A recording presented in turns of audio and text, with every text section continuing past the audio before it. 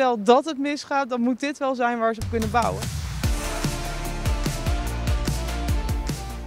Wij nemen je natuurlijk backstage, maar nu zijn we letterlijk backstage. We zijn namelijk bij de achterkant van het podium. En hier gebeuren de laatste seconden van de presentatoren, dansers, performers die wij niet zien in de show.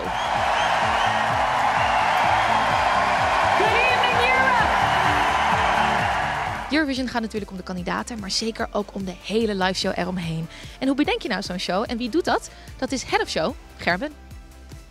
Nu zitten we niet backstage, maar boven de stage, tussen de commentatorenhokjes. Gerben, Ja. jij bent Head of Show. Ja. En voor de mensen die denken, Wat is dat? ja, Head of Show, ja, dat betekent dat ik inhoudelijk en creatief leiding geef aan de 3 shows die wij aan het maken zijn.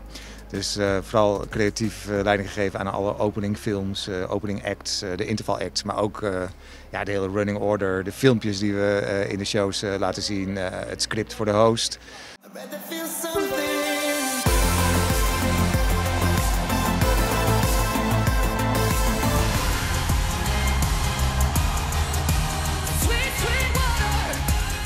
En hoe ga je nou van, hallo Gerben, je bent Head of Show, gefeliciteerd, tot hier live op de stage? Wat is dat proces?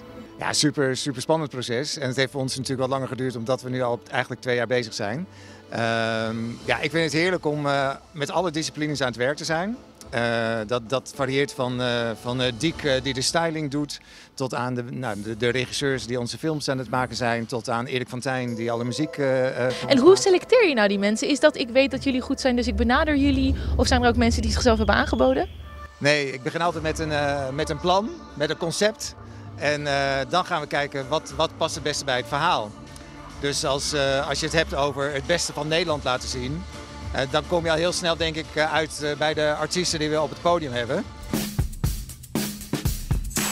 Ik ben Redouan Aït, beter bekend als Redo. Tijdens het Eurovisie Songfestival open ik samen met Evie de Visser de tweede halve finale. Toen ik gebeld werd, wow, is dit serieus?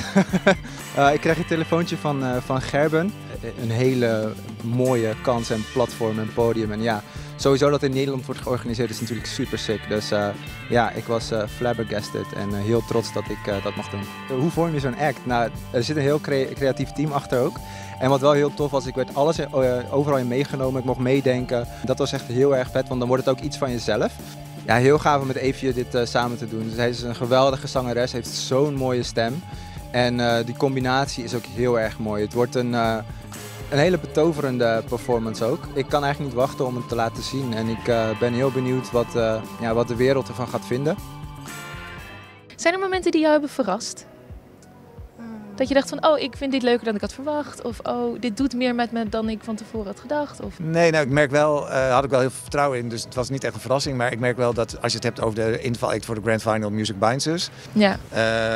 Dat is wel heel bijzonder om te zien dat mensen die het voor het eerst hier in de zaal zien, crew, cameramensen, nou, die krijgen soms bijna tranen in hun ogen. Want die zien het echt voor het eerst. Terwijl wij zijn al zo lang mee bezig. We hebben die film echt tot in detail gezien.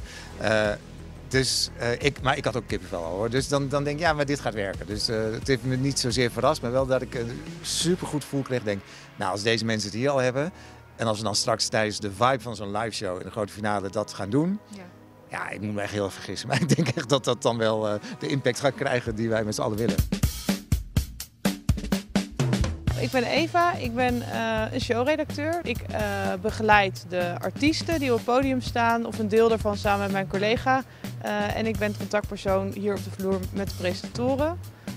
Dat betekent dat als zij dingen nodig hebben, met name presentatiekaartjes, dat ze dan naar mij gaan. En die kaartjes zijn heel belangrijk, want stel dat er een technische hiccup is, dan hoeft de kijker dat natuurlijk niet door te hebben. En dan hebben we altijd onze kaartjes waardoor het allemaal goed gaat. Het voelt heel klunnig, want je bent heel vaak aan het knippen en plakken en printen. En het voelt als de kleuterschool. En aan de andere kant denk je de hele tijd, maar stel dat het misgaat, dan moet dit wel zijn waar ze op kunnen bouwen. En dat maakt het ook weer inderdaad heel verantwoordelijk. Ja.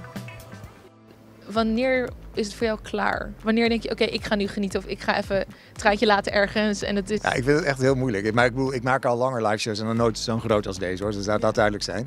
Maar ja, het is het hele proces tot aan dat je echt live gaat. En dan ik zit dan in de regie.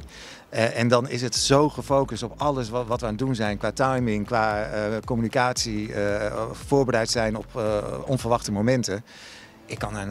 ik kan daar niet... 23 mei, een soort van middernacht, 23 mei, ga jij uit en dan komt het er in één keer misschien zo... Komt het er allemaal uit. Ja. En dan heb ik altijd wel momenten, nou dit zijn hele lange shows, maar ik heb echt wel even vrijgenomen. Dan ga ik echt wel in mijn eentje even alles terugkijken. En dan ben ik pas aan het genieten. En dan, nou ja, dan kan je beter geen camera op me zetten, want dan ben ik zo labiel als ik weet niet wat. Maar tijdens de live show zelf is dat echt niet, want ik ben gewoon gefocust tot aan de aftiteling. Ja. En dan ben ik... En dan hoef je 2 weken lang geen ledlampje meer te zien, geen speakertje, geen licht. Nee, zeker nu even niet meer. Heb jij nog een klein detail dat je denkt van, oh, als je daarop let, dat is extra leuk? Een soort van tip waar je super trots op bent in de show?